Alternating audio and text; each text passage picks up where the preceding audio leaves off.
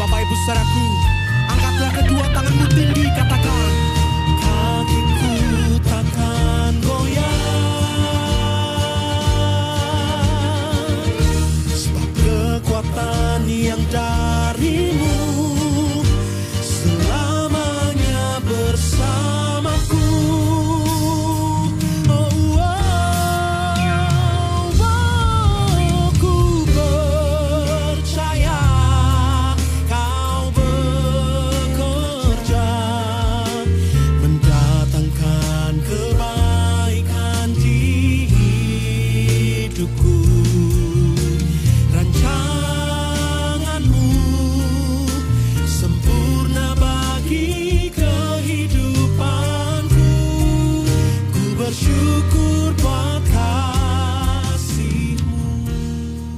Puji nama Tuhan, selamat siang Bapak Ibu Saudaraku, Shalom.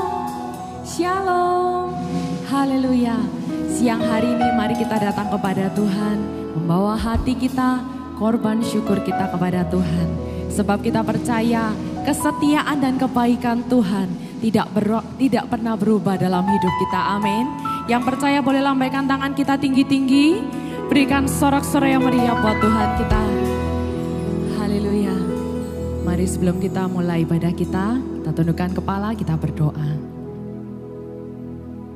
Kami sungguh mengucap syukur Tuhan, kebaikan, kesetiaan, penyertaan-Mu tidak pernah berubah dalam hidup kami. Oleh sebab itu, siang hari ini Tuhan, kami datang dengan hati yang rindu, memuji, menyembah, bersyukur kepadamu. Kami sungguh percaya Kau hadir, bertahta atas pujian penyembahan setiap kami. Kau jamah, Kau lawan setiap kami umat-Mu di tempat ini. Dalam nama Tuhan Yesus, mari bersama kita berkata, amin. Mari buka hati kita bersama. Ya Tuhanku, aku hendak bernyanyi bagimu selama ku hidup. Ya Allahku, aku hendak bermazmur bagimu selagi ku ada.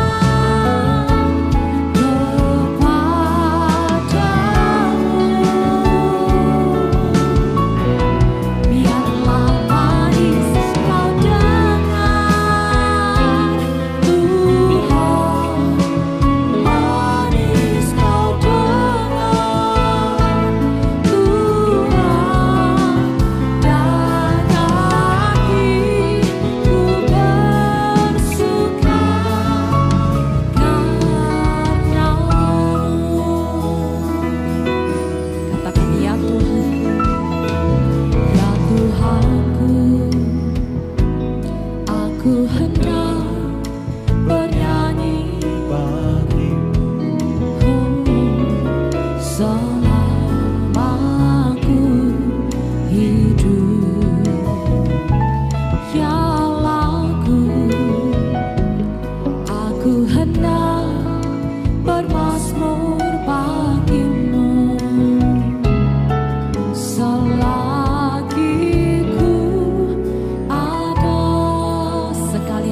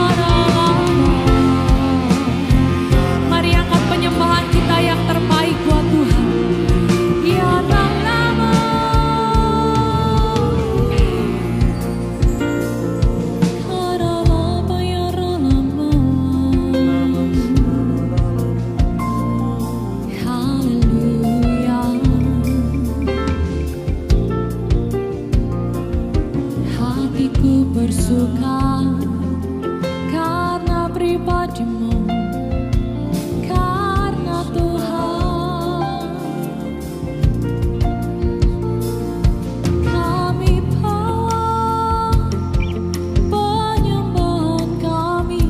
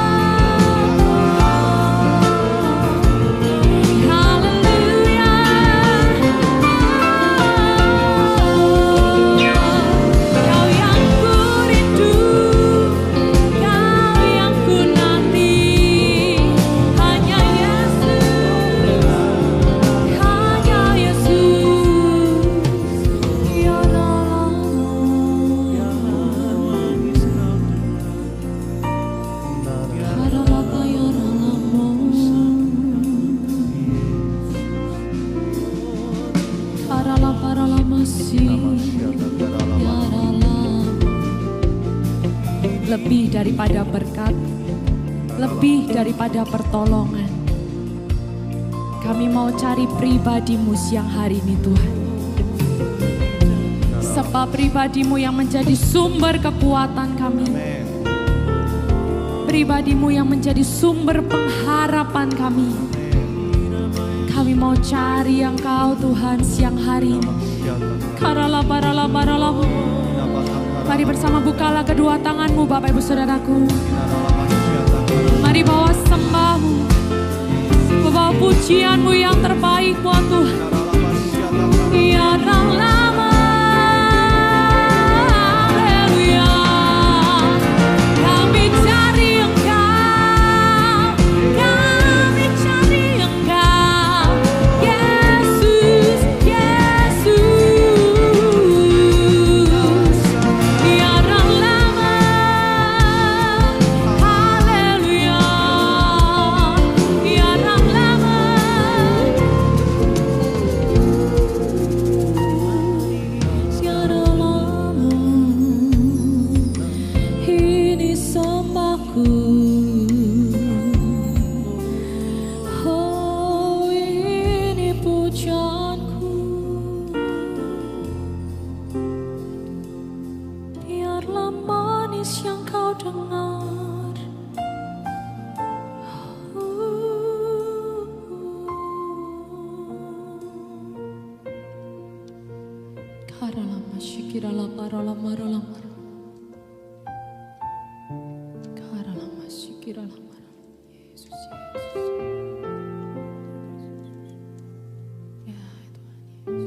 Biar semua pujian kami boleh menyenangkan hati-Mu Tuhan.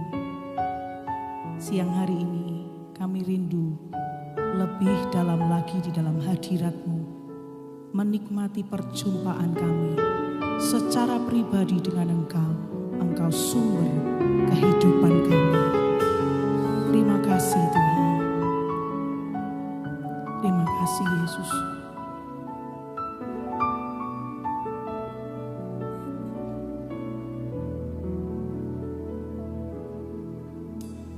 Seperti rusa rindu sungaimu, jiwaku rindu Engkau.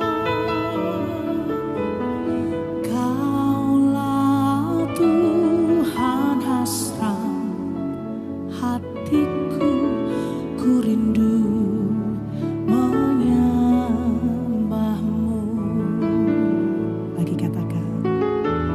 seperti rusa rindu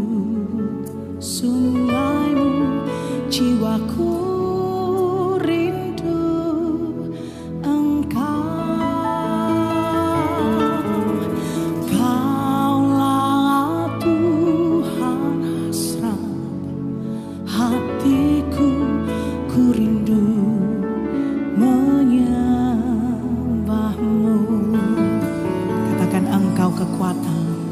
Engkau kekuatan dan perisaiku, kepadamu rohku berserah.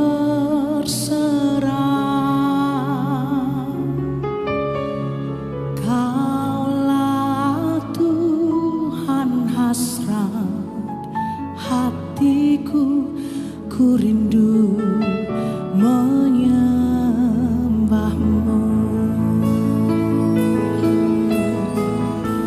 Nyanyikan sama-sama Bapak Ibu. Seperti rusa rindu sungaimu, jiwaku rindu Engkau. Kaulah Tuhan hasrat hatiku, ku rindu menyembahmu. Sekali lagi katakan, seperti rusa rindu sungaimu, jiwaku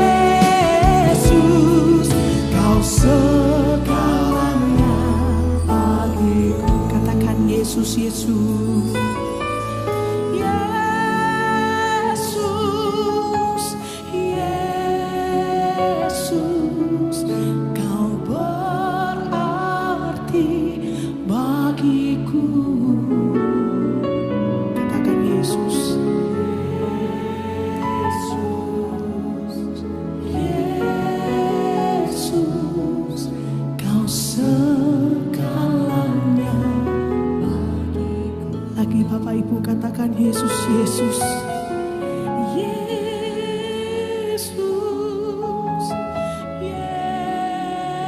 Yesus, Kau berarti. Kau sangat berarti Tuhan. Yesus, Yesus, Kau segalanya bagiku. Kau segalanya bagiku. Kau segalanya bagiku.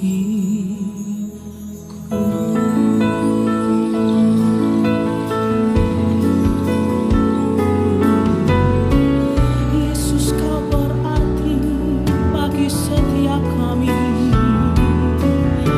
Pribadimu Tuhan, itu yang kami ingini. Sungguh tiada yang lain, hanya pribadimu Tuhan. Haleluya. Oh, Yesus, mari sembah. Haleluya.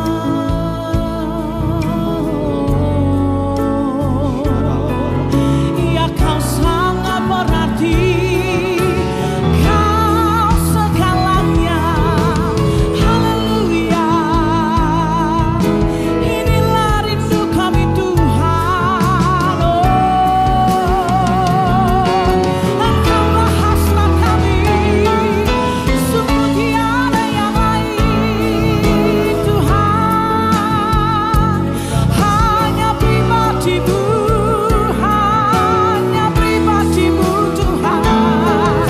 Haleluya. Ya la la shikiri ya la la Jesus. Hinamaya shakara la ya la la shikiri ya la la. Harapkan Dia lebih dari apapun siang hari ini. Oh, haleluya. Yesus, Yesus, Yesus, Yesus, Yesus. Haleluya, haleluya, haleluya. Karabataka ya la la masyaallah. Lebih dari apapun kami menginginkan Engkau Tuhan siang hari ini. Sebab kami sadar dan kami tahu tak mampu kami hidup tanpa Tuhan. Ampuni kalau kami seringkali mencari Engkau waktu kami hanya membutuhkan Engkau. Dalam keadaan buruk kami baru mencari Tuhan. Tapi siang hari ini Tuhan, kami sadar hidup kami tanpa Tuhan tidak ada artinya. Kami mau terus memandang kepadamu. Siang hari ini kami mau terus dekat dengan Engkau. Kami mencari Engkau dengan sungguh-sungguh. Melalui ibadah kami di siang hari ini, kami rindu dekat dengan Engkau Tuhan. Haus dan lapar akan Engkau. Menjadikan Engkau hasrat dan dambaan kami. Mari Bapak Ibu saudaraku, bukalah kedua tangan kita bersama-sama. Kau yang berkata kepada Tuhan, Yesus Engkau sangat berarti. Dan Yesus Engkau segala-galanya. Bukalah kedua tangan kita bersama-sama sembah Dia. Hinamata kaya ralabasya takara labara labara labara labara labara. Menyembah dengan penuh pengharapan akan Tuhan. Hinamata kaya ralabasyiki ralabara labara labara labara labara. Hinamaya syakara lamaya lamaya lamo. Kiara labasyiki niana lamo. Kiara labasyakara lamo. Ini hati kami Tuhan Yesus. Kami sadar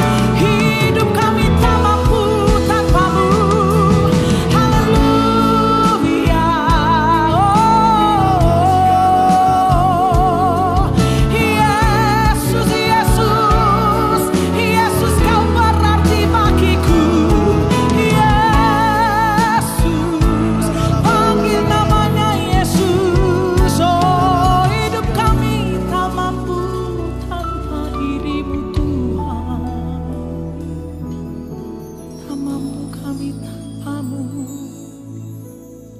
Tak mampu kami tanpa Engkau Tuhan.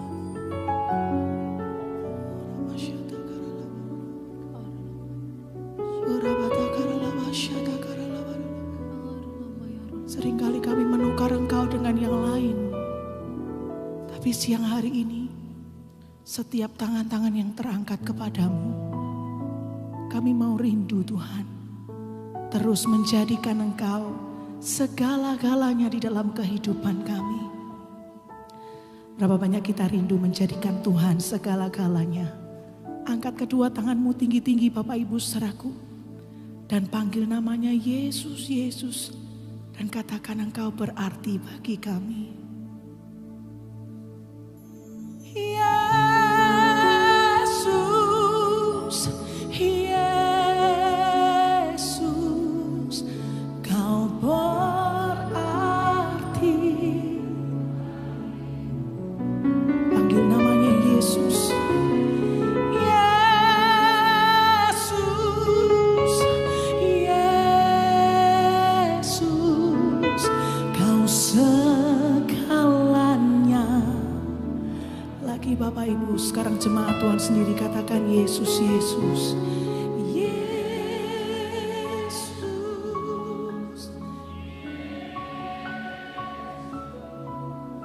Kau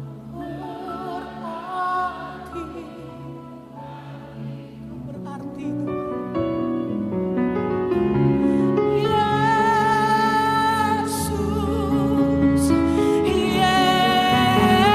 Yesus. Kau segalanya. Oh, panggil namanya Yesus, Yesus, oh Yesus.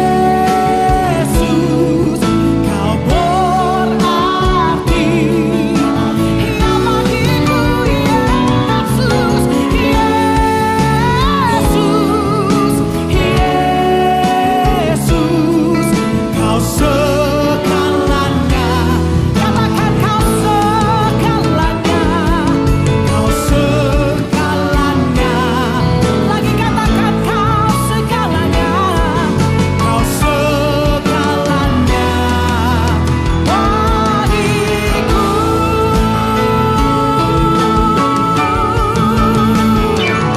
Berikan sorak yang paling meriah-meriah. Haleluya, haleluya. Kami mau terus menjadikan Engkau segala-galanya di dalam kehidupan kami. Engkau yang terutama. Terpujilah nama Tuhan kekal untuk selama-lamanya di dalam nama Yesus. Semua orang yang percaya katakan sama-sama. Amin. Tepuk tangan yang paling meriah buat Tuhan kita Yesus.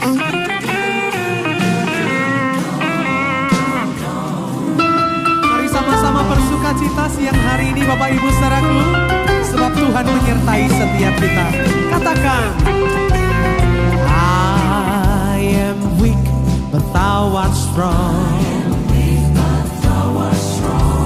Jesus keep me from all wrong.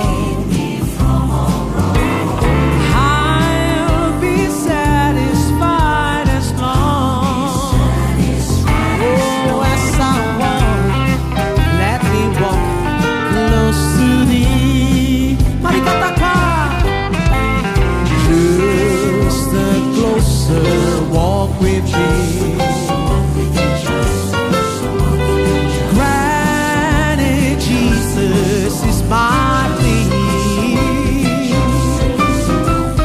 Daily walking close to thee. Oh, let it be, dear Lord, let it be.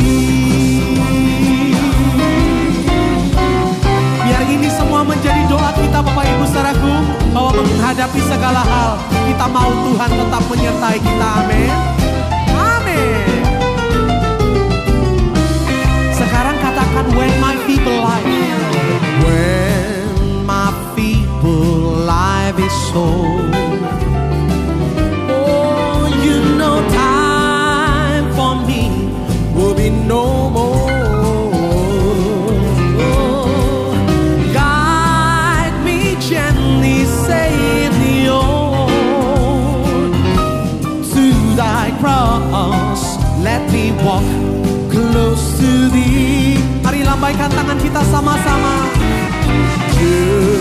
the closer walk with thee. Oh, Daddy Jesus is my peace. Daily walking close to thee. Oh, let it be, dear Lord, let it be. Katakan daily walking.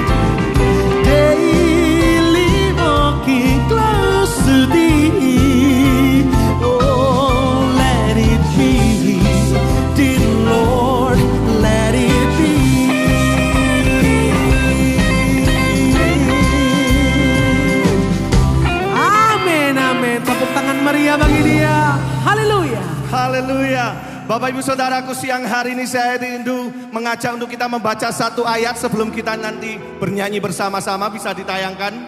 Ya, Filipi 4 ayat 13 dengan suara yang paling keras Bapak Ibu Saudaraku. 1, 2, 3. Segala perkara dapat kutanggung di dalam Dia yang memberi kekuatan kepadaku. Siang hari ini siapa yang percaya Tuhan sudah memberikan kekuatan buat setiap kita, amin.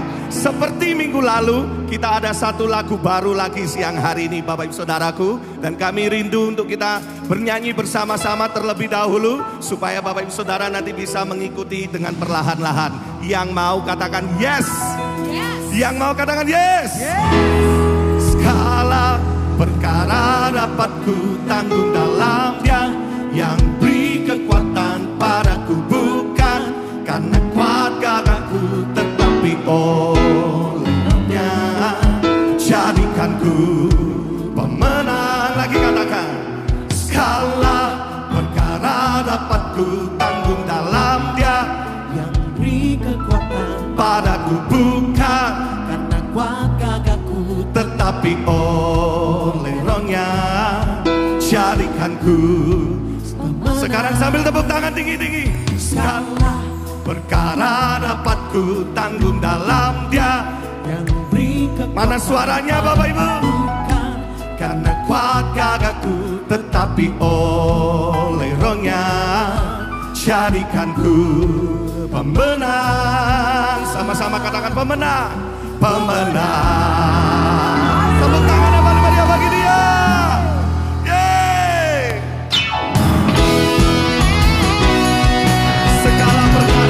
Tanggung di dalam Dia yang memberikan kekuatan bagi engkau dan saya.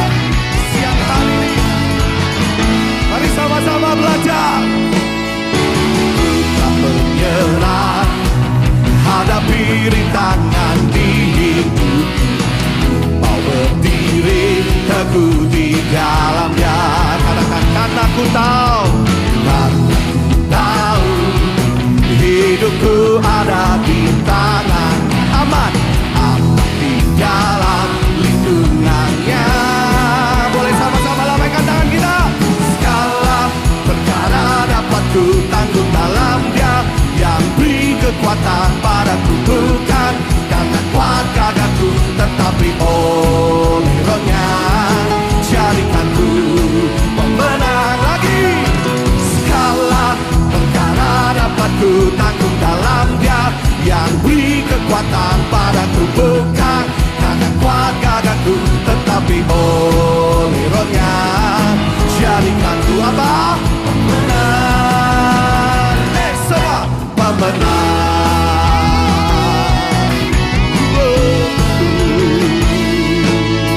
Lagi sama-sama.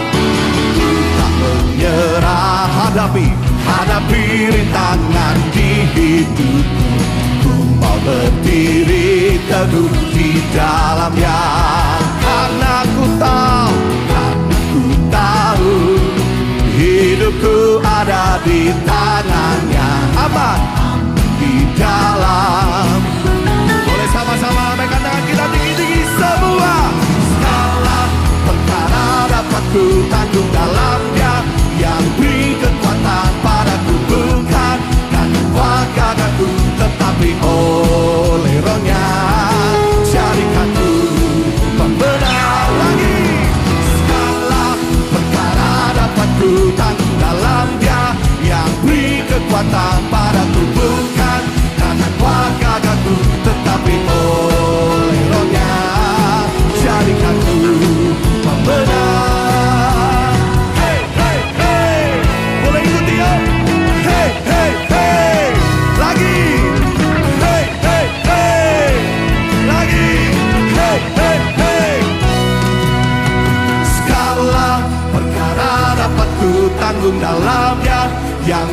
kekuatan padaku, bukan gagahku, tetapi oleh Roh-Nya jadikanku. Sekarang tepuk tangan tinggi-tinggi semua. Skala yang di belakang, yang di samping. Bukan gagahku, tetapi oleh Roh-Nya jadikanku pemenang. Oh, skala perkara dapat ku tanggung dalam Dia yang beri kekuatan padaku, bukan karena kuat gagahku, tetapi oleh Roh-Nya jadikanku. Satu kali lagi semua. Skala perkara dapat ku tanggung dalam Dia yang beri kekuatan padaku, bukan karena kuat gagahku, tetapi oleh Roh-Nya jadikanku pemenang. Tetapi oleh Roh-Nya jadikanku pemenang. Tetapi oleh Roh-Nya jadikanku pemenang. Semua pemenang.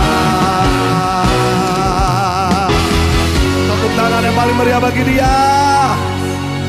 Hanya di dalam nama Yesus ada pengharapan dan kemenangan. Yang percaya katakan amin 3 kali.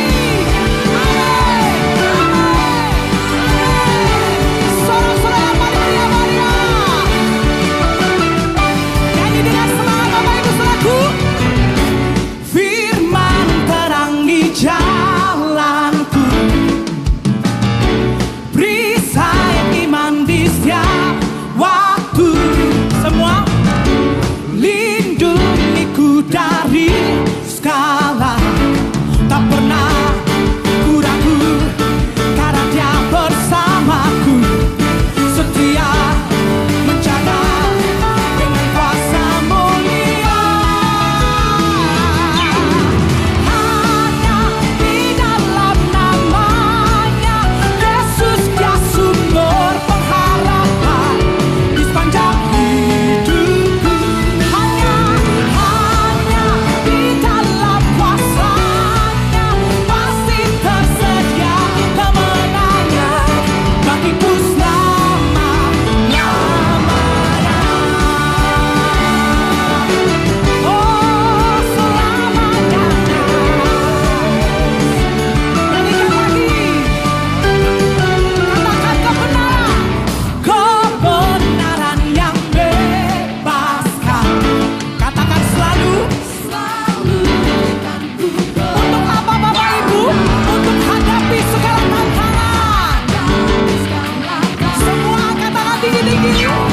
Tak pernah ku ragu karena Dia bersamaku, setia menjaga dengan kuasa mulia. Hanya di dalam namanya Yesus Dia sumber pengharapan di sepanjang hidupku.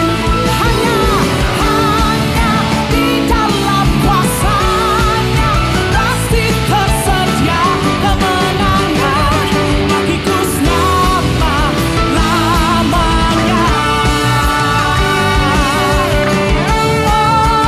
Karena taruh harap dan percaya kami kepadamu. Semua katakan tinggi-tinggi. Dalam namanya ada pengharapan, dalam kuasa-Nya kemenangan. Semua hanya di dalam namanya Yesus Dia sumber pengharapan. Hanya semua tepuk tangan di atas kepala bersama-sama yuk. Oh pasti bagiku selamanya. Hanya di dalam namanya Yesus Dia sumber pengharapan di sepanjang hidupku. Hanya di dalam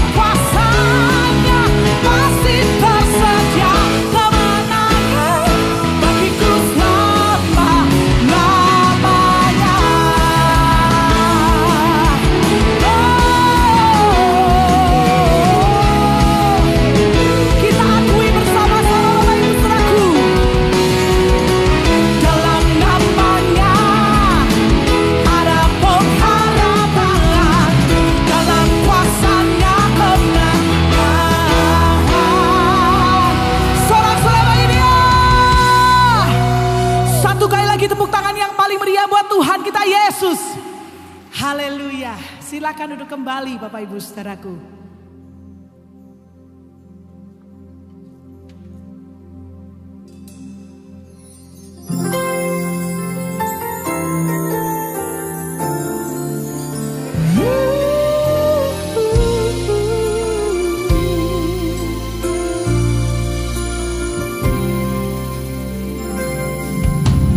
Terkadang apa yang ku bayangkan tak seperti kenyataan. Kekecewaan dan keputusasaan membayangi hidupku. Ingin ku berlari, namun ku tak mampu. Di batas akhir kekuatanku, Kau datang dengan kasih-Mu, menyentuh hatiku dan bangkitkan semangat hidupku untuk melangkah, tinggalkan masa lalu. Ku sadari kasih-Mu takkan pernah berakhir. Kau berikan arti dalam hidupku. Oh, kerinduanku selalu berada di dekat-Mu, berjalan dalam kasih dan kebenaran-Mu sampai akhir hidupku.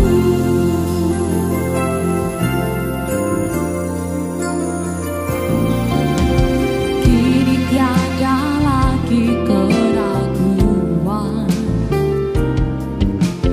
berganti dengan kepastian.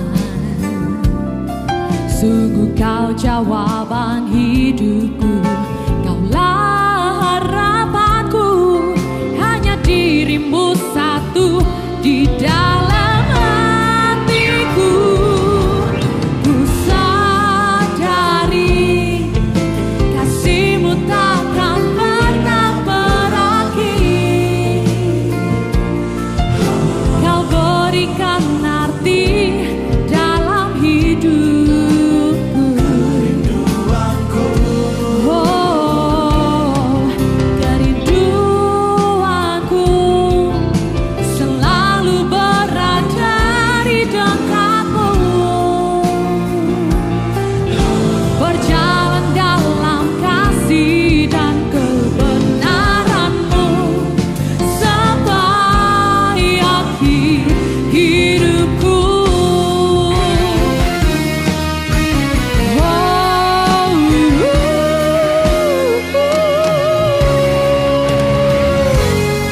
Mari bersama kita bangkit berdiri, Bapak Ibu Saudaraku. Sungguh kasih-Mu tak pernah berakhir dalam hidup kami. Kami mau terus berjalan di dalam kasih-Mu Tuhan. Mari angkat tangan kita tinggi. Ini kerinduan kami. Kerinduanku selalu berada di dekat-Mu, berjalan dalam kasih dan kebenaran-Mu sampai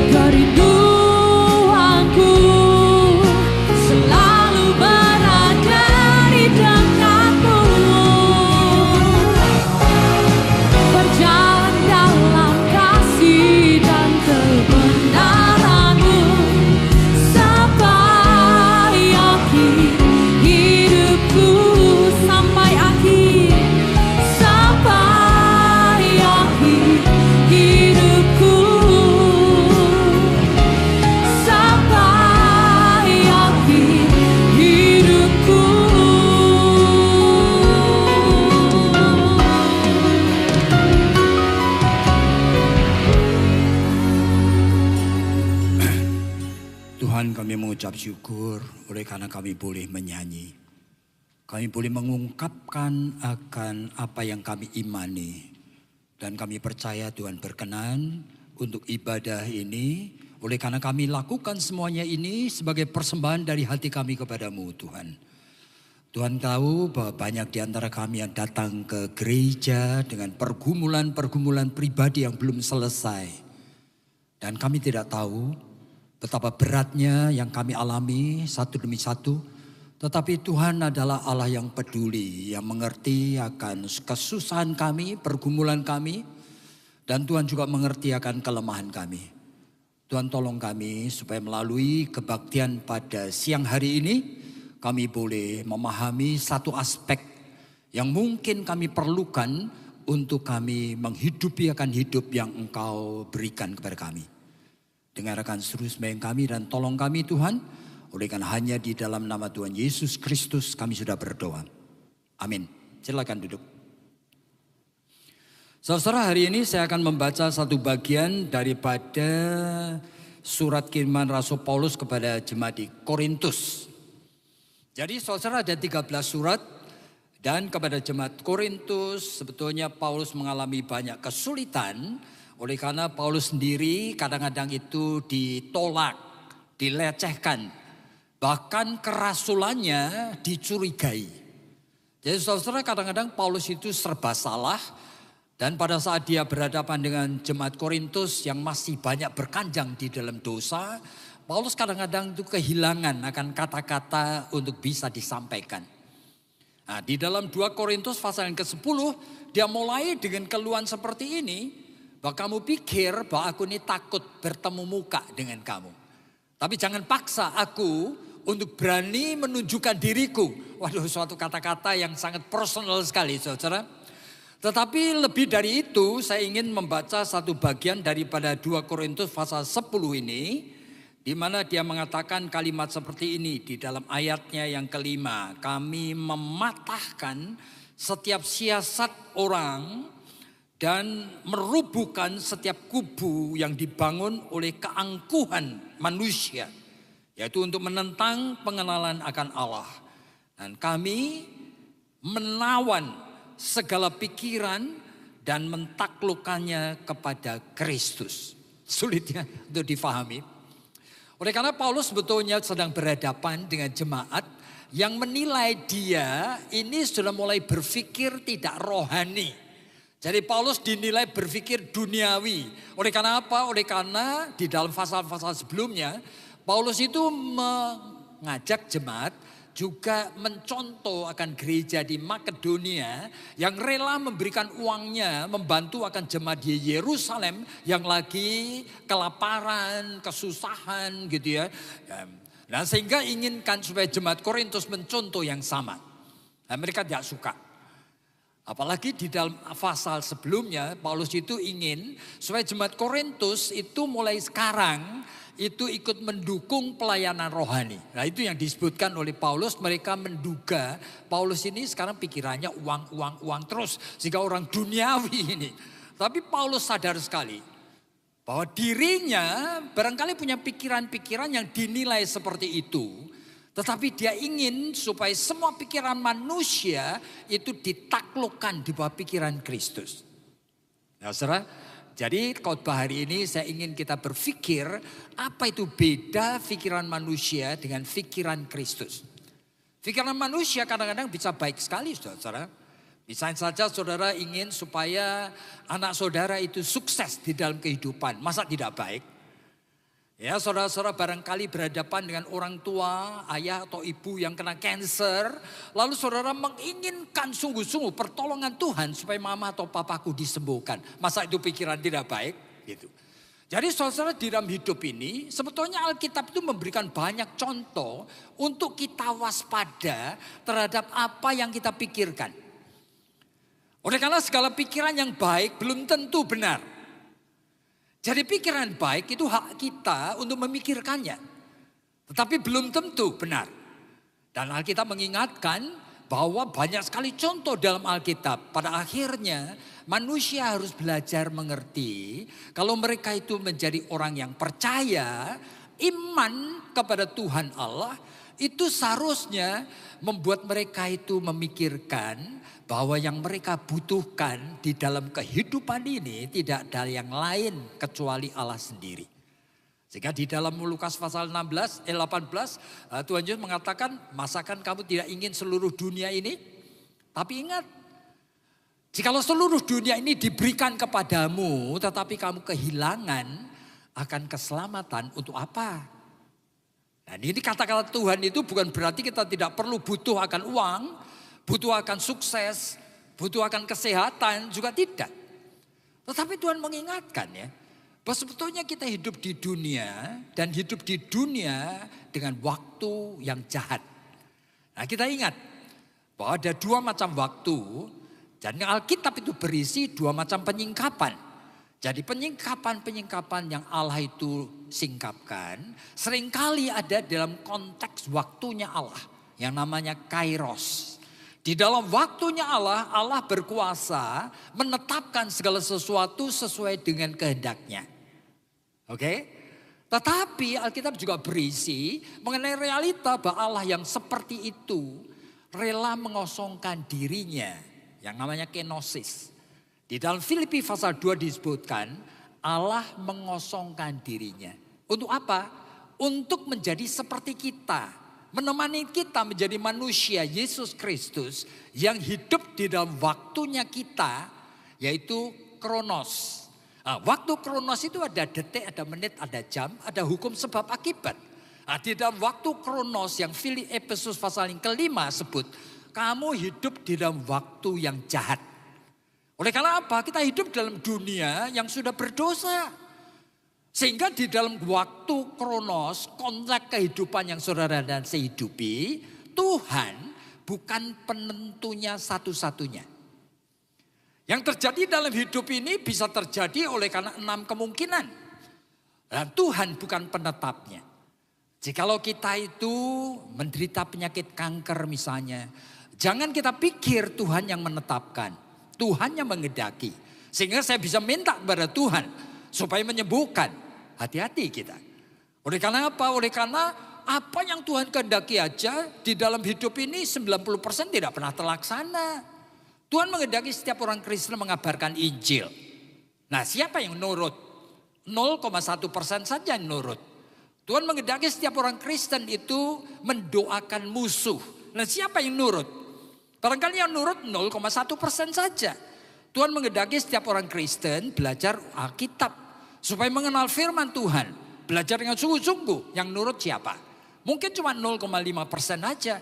Jadi ribuan kehendak Tuhan yang ada dalam Alkitab itu tidak mudah untuk kita pahami.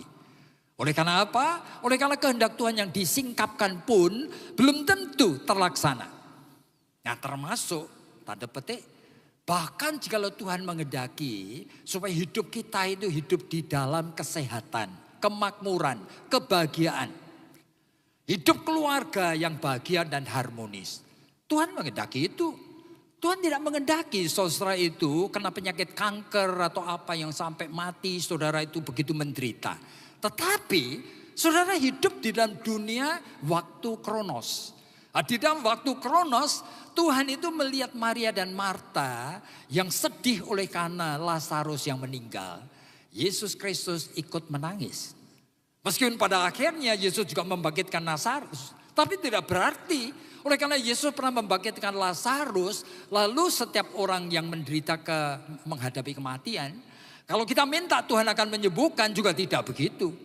Oleh karena apa? Seluruh Alkitab itu merupakan suatu proses. Jadi di dalam Injil saudara melihat Tuhan Yesus menyembuhkan orang buta. Tuhan membangkitkan orang yang sakit bahkan mati. Tetapi kalau kita membaca terus menerus begitu masuk kisah rasul-rasul. Dan kita masuk dalam surat-surat Paulus kehidupan jemaat yang sesungguhnya. Nah, Paulus sendiri menghadapi akan Timotius yang sakit. Paulus ternyata tidak bisa menyembuhkan. Padahal di dalam kisah rasul-rasul Tuhan memberikan karunia Paulus untuk menyembuhkan siapa saja. Bahkan sapu tangannya aja dipinjam orang untuk menyembuhkan. Luar biasa ya. Tetapi di dalam surat Timotius yang sakit, Paulus tidak bisa menyembuhkan. Dan di dalam 2 Korintus pasal yang ke-12, Paulus sendiri sakit. Dan dia minta, dan dia tidak disembuhkan. Nah sekarang di dalam seluruh Alkitab yang seperti ini, bagaimana saudara bisa mensikapi akan hidup yang unpredictable, yang tidak bisa diprediksi ini. Kadang-kadang saudara menghadapi akan realita penderitaan, kesengsaraan yang sulit sekali. Ya, saya mempunyai ratusan klien oleh karena konseling. Nah kadang-kadang saya tidak tega saudara. Oleh karena apa? Oleh karena banyak kesengsaraan. Ada seorang wanita yang suaminya itu usianya belum sampai 50 tahun. Ternyata karena stroke.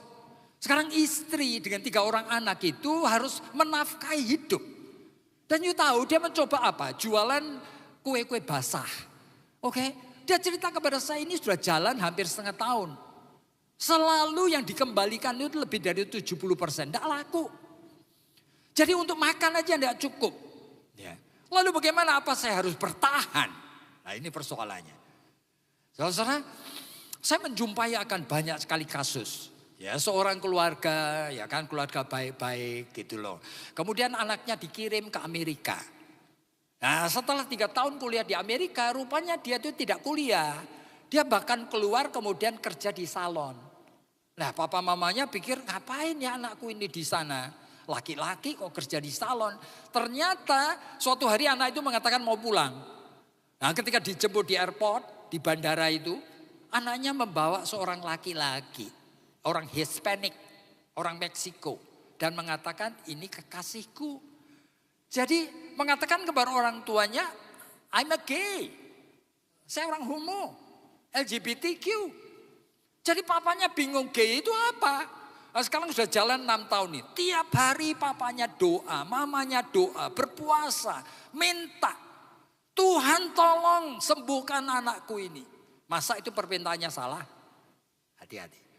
Tapi sudah 6 tahun, tidak ada perubahan. Dan anak ini hidup serumah dengan kekasihnya itu. Laki sama laki. Gimana hidup ini? Nah, di dalam kondisi yang seperti ini, sebetulnya iman Kristen ini bagaimana sih?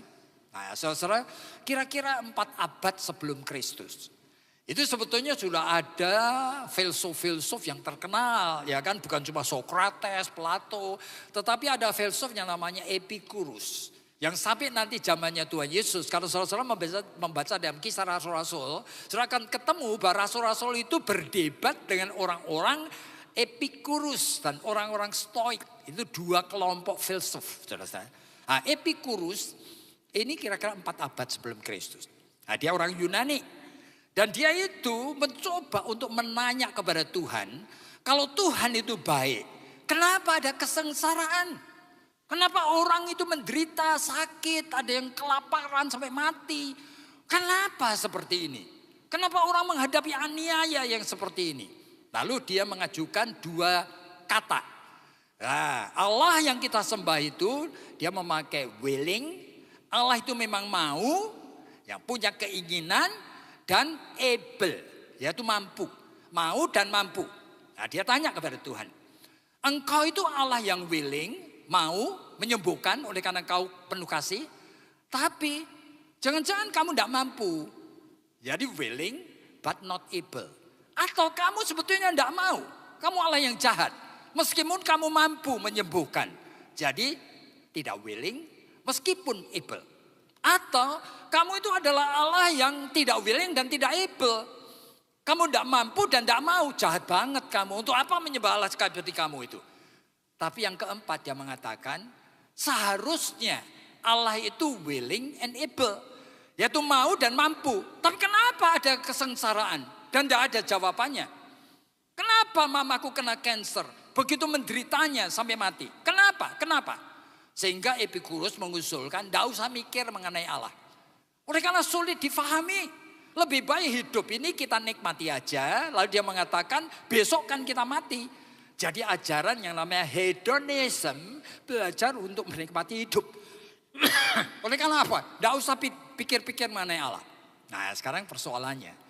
Ternyata pikiran daripada Epicurus itu hadir di dalam kita sebagai orang Kristen. Bahkan hadir di dalam banyak sekali hamba Tuhan. Tapi mengambil salah satunya. Yaitu Allah itu must be, harusnya willing and able. Allah yang baik itu harusnya Allah yang mau dan mampu. Lalu bagaimana menjelaskannya? Jadi kalau sampai penyakit mamaku tidak sembuh-sembuh, ya kan? Atau sampai 6 tahun anakku yang gay itu tidak laku bertobat, ya kan? Itu barangkali ada sebabnya. Mereka mengatakan sebab yang pertama, oleh karena Alkitab ngomong apa? Ya oleh karena kamu kurang tekun doa. Ya saudara, di Lukas kan disebutkan ada seorang hakim yang jahat. Hakim yang jahat itu, kata Tuhan Yesus, tidak peduli Allah, tidak peduli manusia. Tetapi ada seorang janda yang minta dibela. Dan dia terus ngintil kepada hakim ini. Hakim ini akhirnya terganggu. Dan mengatakan apa? Aku tidak peduli Allah, aku tidak peduli orang ini. Tapi oleh karena dia ganggu aku terus, ya terpaksa aku bela. Nah ini, lalu Yesus mengatakan kalimat ini. Kalau ada hakim yang jahat banget aja, akhirnya mau menolong oleh karena wanita ini terus-terus mengganggu. Apalagi Bapak di surga. Masa kan Bapak itu akan membiarkan anak-anaknya meminta dengan berurutan terus-menerus dan didiamkan? Tetapi Yesus ketika mengatakan itu tidak titik. Dia kemudian melanjutkan dengan satu kata seperti ini. Meskipun demikian, jikalau anak Allah itu datang kelak, apakah dia menemukan iman di bumi ini? Jadi jangan-jangan, tanda petik, orang-orang yang minta tadi sebetulnya bukan orang beriman. Atau orang beriman yang salah di dalam menghidupi imannya. Jadi meskipun Tuhan itu memberi, jangan-jangan bukan Tuhan yang memberi. Tetapi yang Tuhan memberi itu sudah ada campur tangan iblis untuk ikut campur. Hati-hati di sini. Makanya kalau sudah perhatikan, Tuhan itu seringkali mengatakan kepada orang yang terus-menerus minta. Tuhan itu juga kadang-kadang kasih. Misalnya aja di dalam Mazmur 105. Apa itu? Tuhan dikatakan di sana, segala sesuatu yang mereka minta, Tuhan akan kabulkan. Tetapi Tuhan juga mendatangkan kekeringan di dalam roh mereka. Loh apa itu? Itu cerita mengenai orang Israel keluar dari Mesir. Setelah berbulan-bulan tiap hari cuma makan mana, anyep rasanya gitu loh. Bosen. Sehingga mereka kurang ajar sama Tuhan. Tuhan kami sudah bosan, kamu muak dengan mana? Lalu maunya apa? Kami mau daging. Waduh, di padang gurun mau daging. Mencobai Tuhan. Mereka nangis-nangis, saudara. Akhirnya Tuhan mengatakan, oke. Besok aku akan tiupkan angin dari timur. Jutaan burung puyuh akan hinggap di perkemahanmu. Kamu akan makan daging. Tapi sebagian besar dari kamu akan mati. Nah sekarang pertanyaannya. Apa selalu, ya kan, jawaban sesuai dengan permintaan kita itu adalah berkat Tuhan? Atau bahaya? Jangan-jangan ini justru hukuman dari Tuhan. Makanya begitu banyak orang, Hizkia itu tidak mau mati. Saudara, oleh karena dia sakit. Kemudian nangis-nangis, Tuhan aku kan sudah setia kepadamu. Kemudian Nabi Yesaya disuruh oleh Hizkia kepada Hizkia. Hizkia, ya kan, Tuhan sudah mendengar doamu. Oke dah, aku tambahin kau 15 tahun lagi. Apa yang dilakukan Hizkia? Dia memuji-muji Tuhan, tapi isi 15 tahun justru kekeringan rohaninya. Jadi tidak ada sebetulnya pengertian mengenai anugerah Tuhan. Nah, orang Israel itu sudah ribuan kali melihat akan miracle, ya kan? 40 tahun mereka melihat mana diturunkan dari langit. Tiap hari, siang hari ada tiang awan, malam hari ada tiang api. Sehingga mereka itu tidak kegelapan, saudara. Berapa lama? 40 tahun. Ada yang percaya? Hati-hati ini. Oleh sebab itu Rasul Paulus itu mengatakan, pikiran manusia, you mesti hati-hati sungguh. Di dalam Mazmur pasal 73, pemazmur itu pernah mengatakan, Tuhan, aku hampir saja kepleset. Oleh karena apa? Pikiranku jahat. Aku melihat orang yang jahat itu kenapa hidupnya kok makmur-makmur, anaknya gemuk-gemuk, pekerjaannya lancar-lancar, hidupnya sukses banget. Padahal aku yang mencoba hidup saleh justru kena tulah siang dan malam. Gimana Tuhan? Nah, aku berpikir jahat. Hampir aku kepleset. Aku baru bisa mengerti jawabnya nanti setelah aku mati. Yaitu di surga aku baru ngerti. Oh, ternyata Tuhan itu bukan lalu berpihak kepada orang jahat. Atau Tuhan itu tidak peduli anak-anaknya memang disengsarakan. Tidak seperti itu the story. Tapi selama dalam hidup ini aku ingin berjanji. Tuhan sebagai orang beriman, yang kuinginkan hanya Engkau. Tidak ada yang kuinginkan lain kecuali Engkau saja dia dalam kehidupan di bumi ini. Nah, saudara, sekarang kembali kepada soal yang tadi. Ya. Nah, setelah Epikurus itu mengatakan yang seperti itu, ya, kenapa tetap ada penderitaan? Lalu orang Kristen kan menjawab, ya tetap ada penderitaan, Tuhan tidak menjawab. Oleh karena apa? Jangan-jangan kamu kurang tekun berdoa. Tapi hati-hati. Jikalau doa yang tekun diucapkan sampai 10.000 kali pun dan kemudian Tuhan menjawab, mungkin bukan jawaban dari Tuhan. Oleh karena Yesus mengatakan, jikalau anak manusia datang kembali, apakah dia menemukan iman di bumi ini? Sehingga kita perlu waspada. Tapi orang Kristen kemudian masuk kepada tahap yang kedua. Kenapa Tuhan tidak menjawab? Kenapa Tuhan diam aja? Kenapa penyakit kanker dari mamaku tidak disembuhkan? Oh, ya barangkali kamu itu masih berkanjang dalam dosa. Lalu banyak orang Kristen mulai mengkoreksi dirinya. Aku masih sombong, aku masih gila hormat, aku tuh budaknya uang, aku tuh menyimpan dendam. Wah, mulai. Tapi ternyata sudah ngaku dosa, tidak tahu bagaimana menyelesaikannya. Sehingga tidak tahu juga apakah aku ini sudah make peace with God. Berarti aku dengan Tuhan sekarang sudah berdamai. Tapi kenapa mamaku tidak disembuhkan? Dan ternyata masalah mengenai dosa ini pun juga bukan jawabannya. Atau yang ketiga, jangan-jangan oleh karena aku kurang beriman. Nah, ini menjadi masalah sekarang. Orang beriman itu apa? Nah, ada satu orang yang menulis buku, orang ini namanya Kyle Idleman. Nah, Kyle Idleman itu menulis buku yang judulnya adalah Don't Give Up, Never Give Up, jangan sampai menyerah. Lalu di dalam buku itu dia ngomong, jikalau kamu punya kebutuhan yang benar, baik, bukan benar, yang baik, kamu yakin itu permintaan yang baik, kamu harus keep your perspective on it. Kamu harus terus menerus ke sana. Makanya kamu akan berhasil. Nah, Kyle Edelman mengatakan, kalau kamu bisa memelihara iman untuk tetap mempercayai keinginanmu itu benar, Tuhan akan mengabulkan. Oleh karena apa? Dia melihat ada juga ayat-ayat yang seperti itu. Misalnya Matius pasal 21 ayat 22 mengatakan, jikalau kamu mempunyai permintaan dan kamu yakin sekali, Tuhan akan mengabulkan. Matius pasal 7 ayat 7 mengatakan, jikalau kamu minta, Tuhan akan beri. Kamu mengetuk pintu, Tuhan akan buka pintu. Jadi ini memang ada ayat-ayat ini.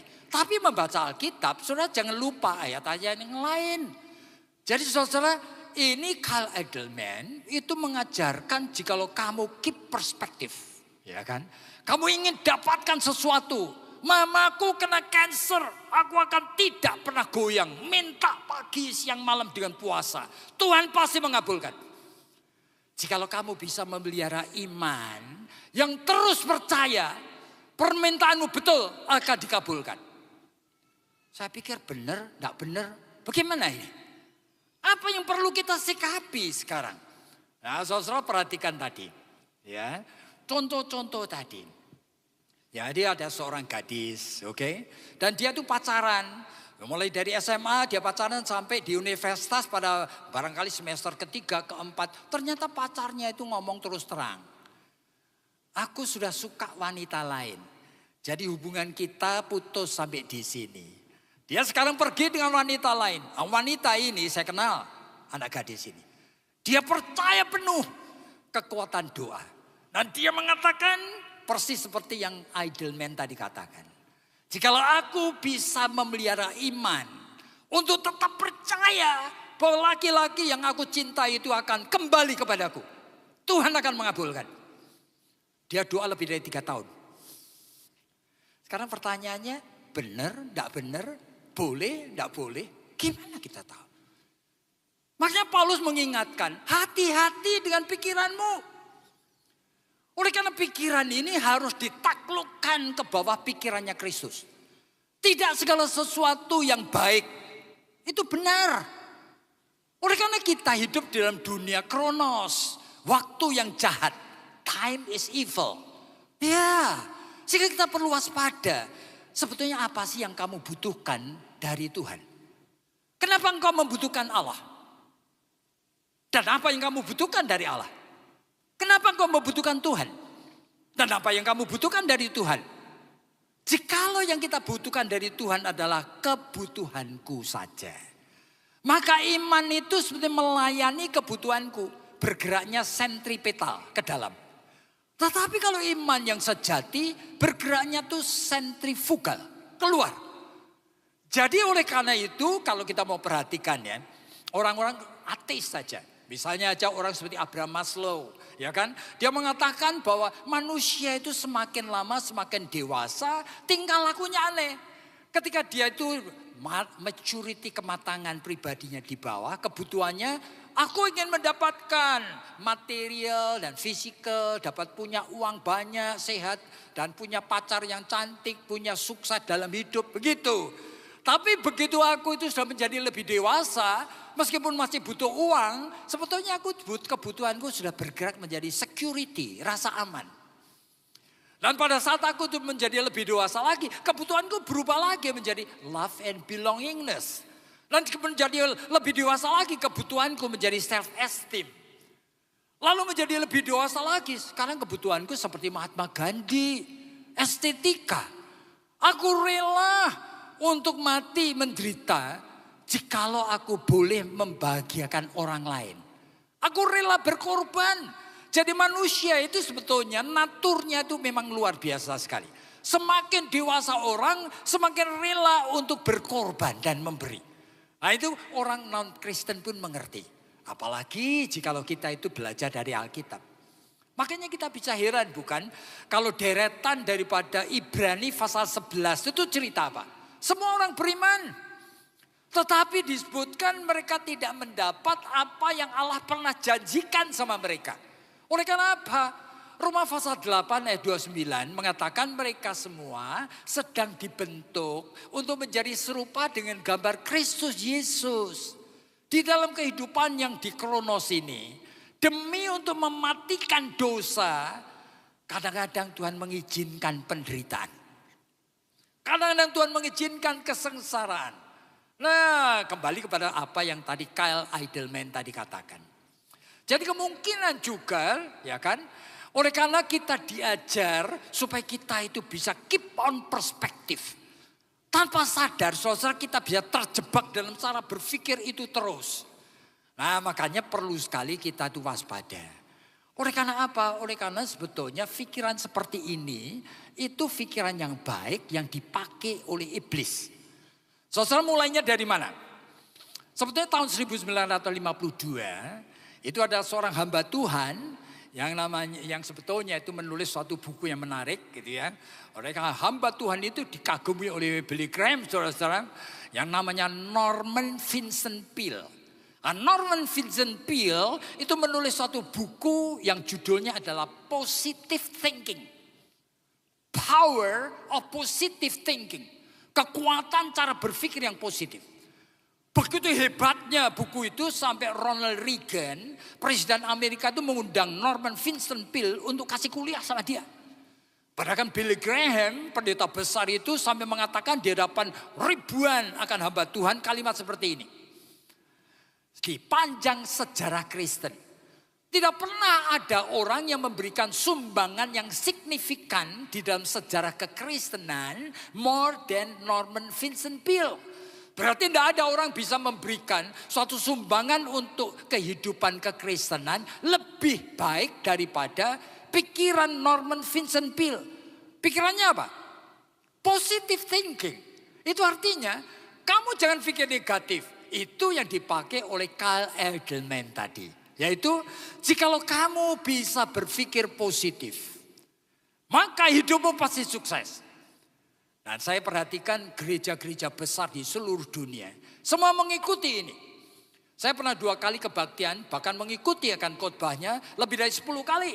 Khotbah dari pendeta besar yang namanya, sebenarnya pendeta Joyce Meyer. Gitu. Joyce Meyer. Nah, dia pernah mengkhotbahkan khotbah-khotbah yang luar biasa bagusnya.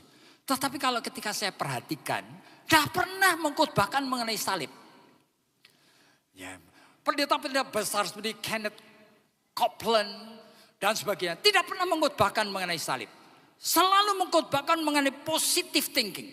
Jikalau kamu percaya dan bisa memelihara iman untuk mempercayai bahwa yang kamu butuhkan itu benar, Tuhan akan mengabulkannya.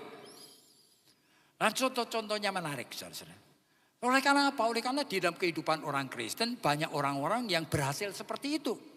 Ya misalnya aja, ya kan, kita berkenalan dengan misalnya Johnny Erickson.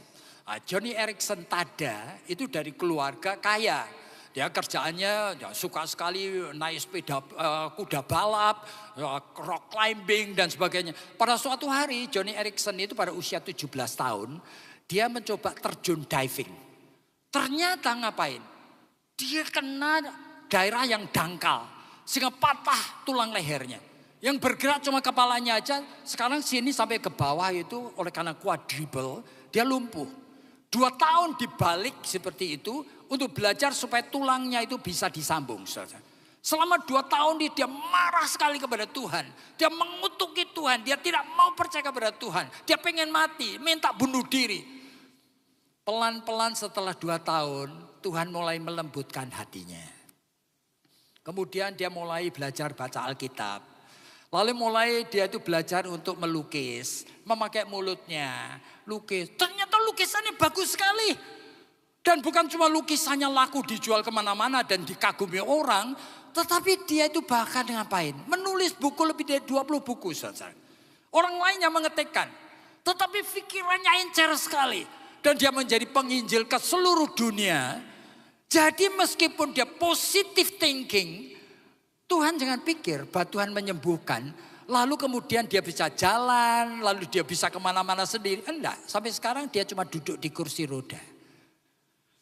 Helen Keller ada seorang anak dari keluarga kaya. Pada usia 19 bulan, dia kena meningitis. Kemudian menyebabkan matanya buta, telinganya bodek. Jadi anak hampir 2 tahun yang seperti ini, Helen Keller itu menjadi anak yang wild, yang rebellious, tidak bisa dihandle, saudara. Nah, orang tuanya terus berdoa. Jawaban Tuhan adalah apa? Pada suatu hari ada orang melamar mau menjadi babysitternya, yaitu Mrs. Sullivan.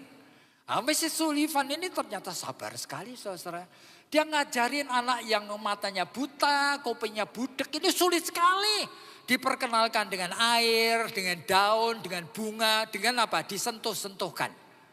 Ya kan, disentuh-sentuhkan. Kemudian di sini ditulis, ya kan, bunga, water, air apa. Pelan-pelan saudara, dia bisa sekolah. Anak ini Helen Keller sekolah SD lulus, SMP lulus, SMA lulus, masuk universitas. Diterima di mana? Harvard. Luar biasa. Dan dia kemudian mendapatkan hadiah filmnya 2 Oscar. Jadi memang positive thinking itu berhasil. Dalam arti orang yang memang betul fokus untuk overcome, mengatasi kelemahan dan kesulitannya. Dia juga berhasil. Tetapi tidak berarti Tuhan itu kemudian menyebabkan Helen Keller bisa melek. Lalu bisa kupingnya dengar. Juga enggak. Nah, saudara barangkali kenal seorang yang dulunya orang Australia. Namanya Vic Vujicic. Vic Vujicic itu sebetulnya orang Australia, sekarang tinggal di Amerika. Nah, dia itu lahir dari keluarga pendeta, saudara. Ternyata ketika lahir itu dia lahir dengan cacat, gitu ya. Cacat yang sangat mengerikan. Oleh karena apa? Tidak ada tangannya, tidak ada kakinya. Jadi seperti guling.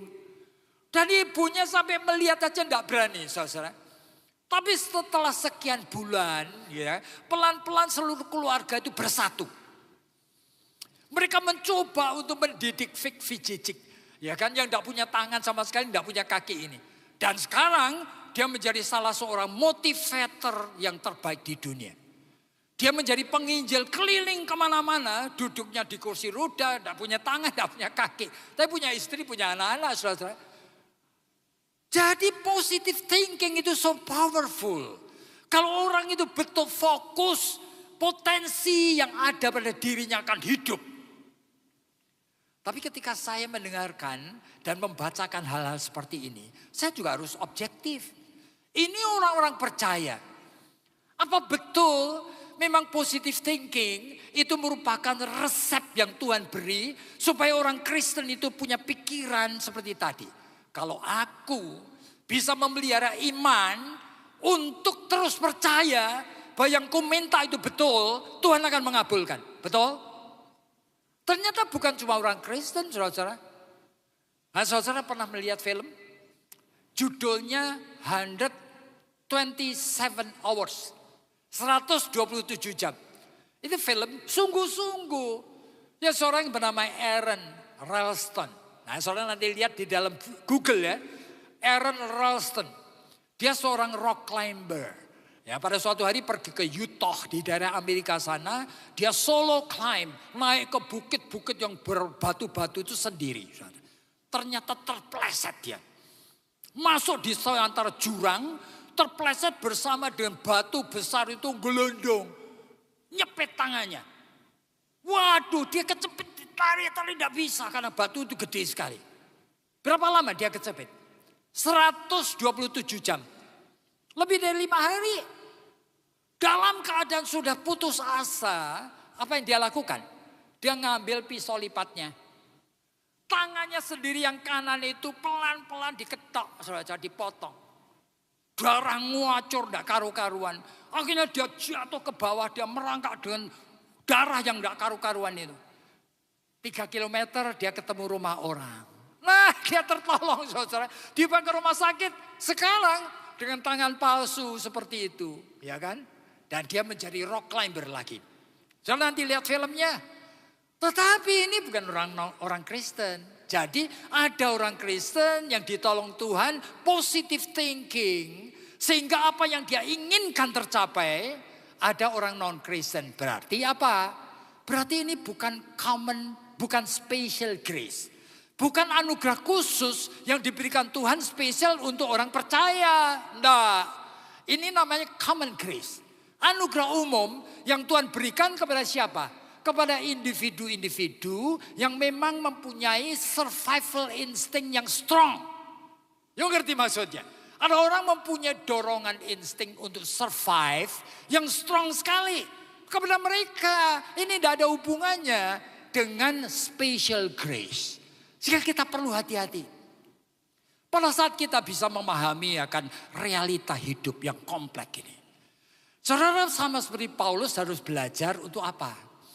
Ya belajar untuk ngapain? Mentaklukkan pikiranku dan kemauanku di bawah pikiran Kristus. Supaya tidak keliru kita. Kalau tidak, saya jumpai ada puluhan, mungkin lebih dari 20. Orang-orang Kristen kena cancer dan akhirnya meninggal dunia. Yang terakhir, ada seorang yang saya kenal baik. 6 tahun lebih.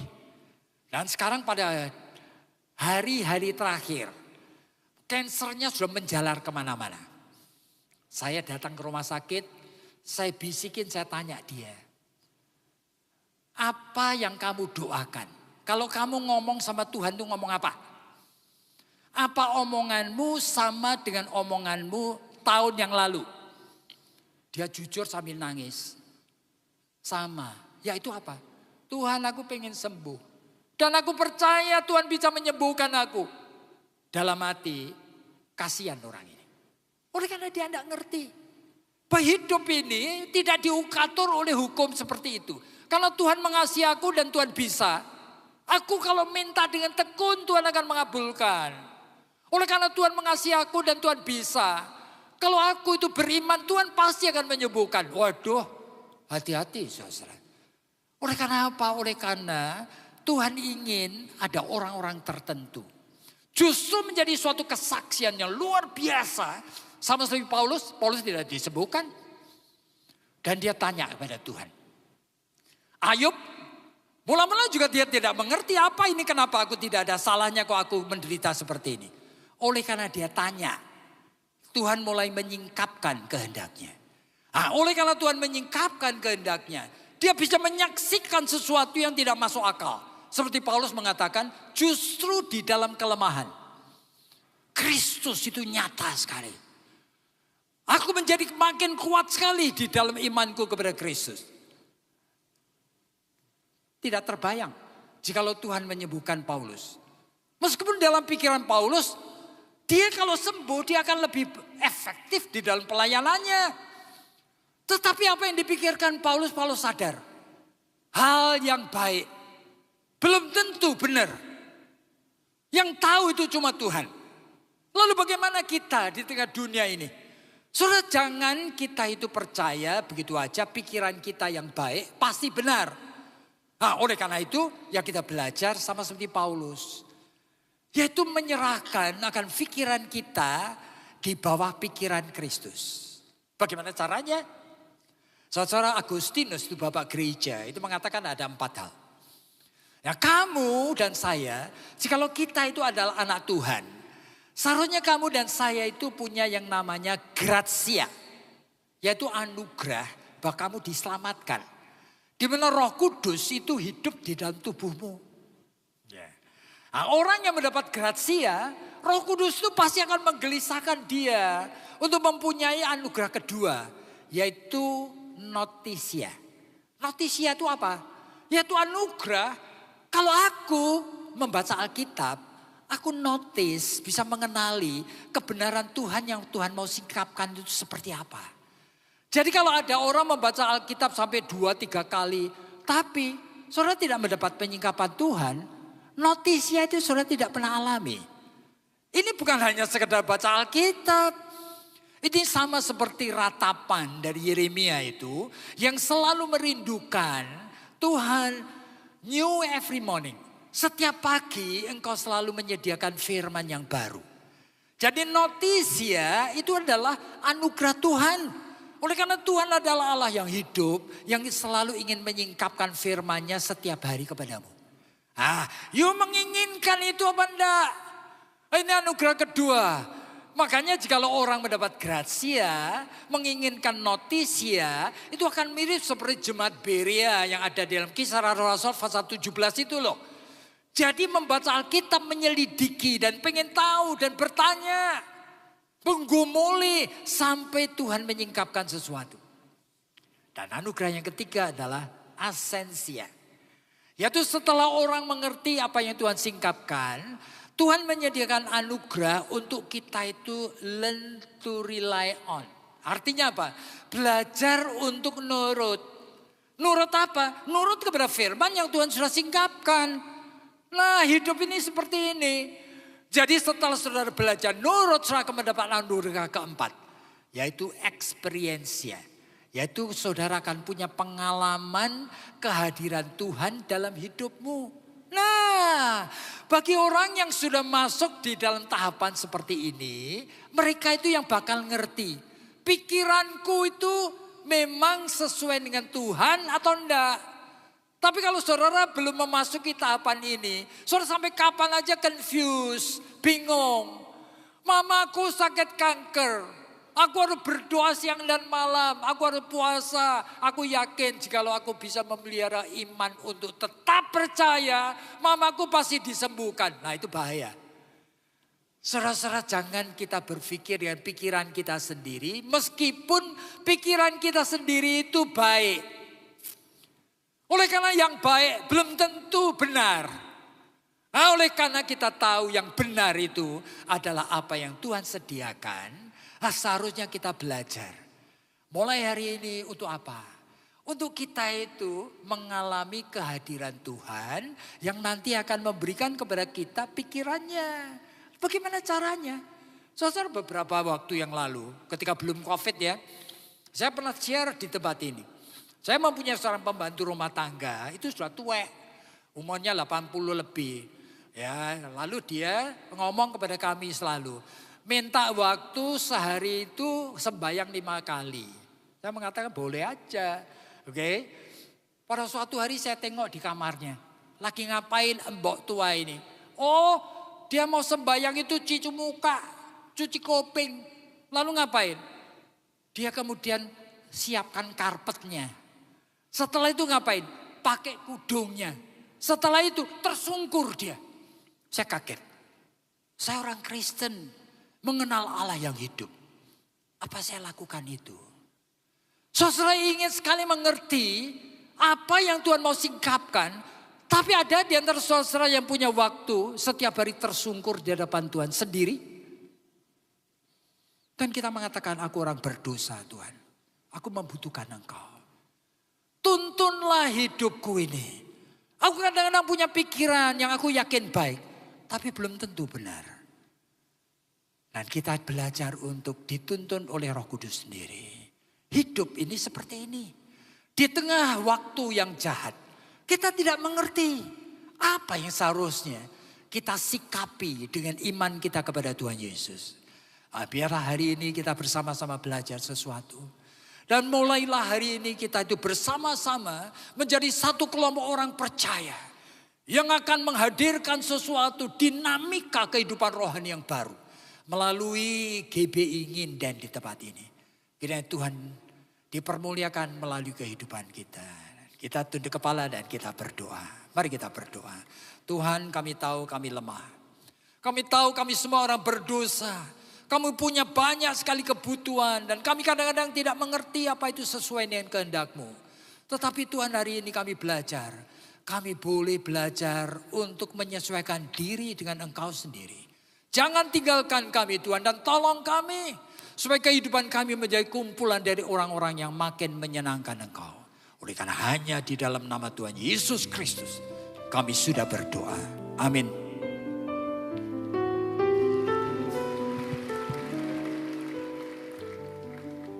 Dan kini tiba saatnya bagi setiap kita untuk memberikan persembahan. Mari bersama sekali lagi kita berdoa.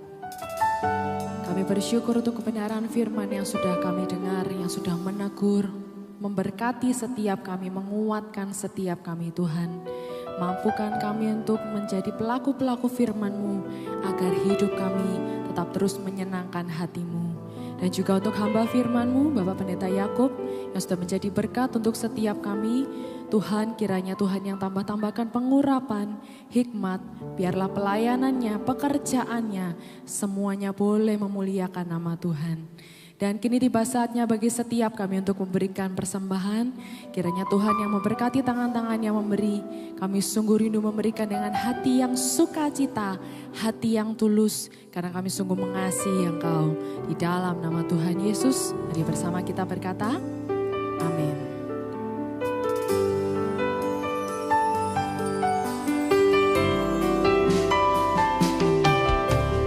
Dalam skala perkara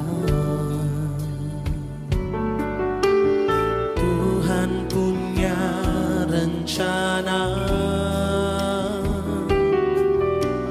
yang lebih besar dari semua yang terpikirkan. Apapun yang kau perbuat, tak ada maksud jahat. Sebab itu ku lakukan semua denganmu Tuhan. Ku tak akan menyerah pada apapun juga. Sebelum ku coba semua yang ku bisa,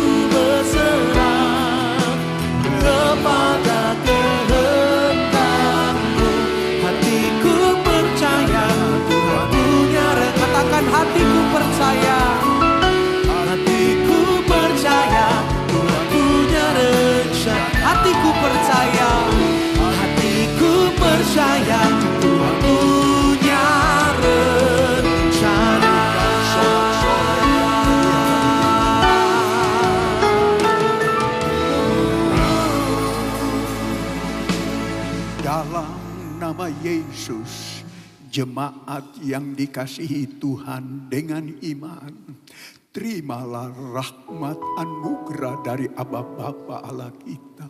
Kasih-Nya dalam Yesus, kekuatan kuasa-Nya dalam Roh-Nya yang kudus turun melimpah atas kita semua untuk menaungi, membimbing, menyertai dan memberkati sepanjang hari ini.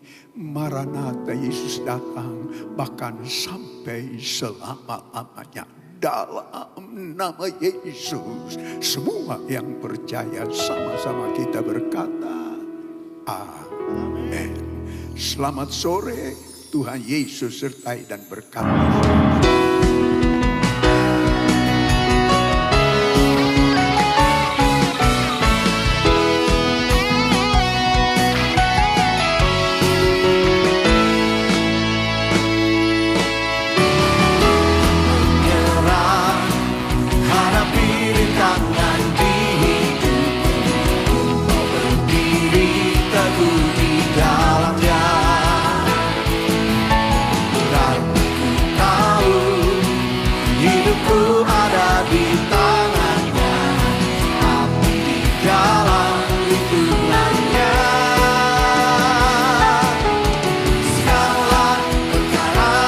Tanggung lelah Dia yang beri kekuatan.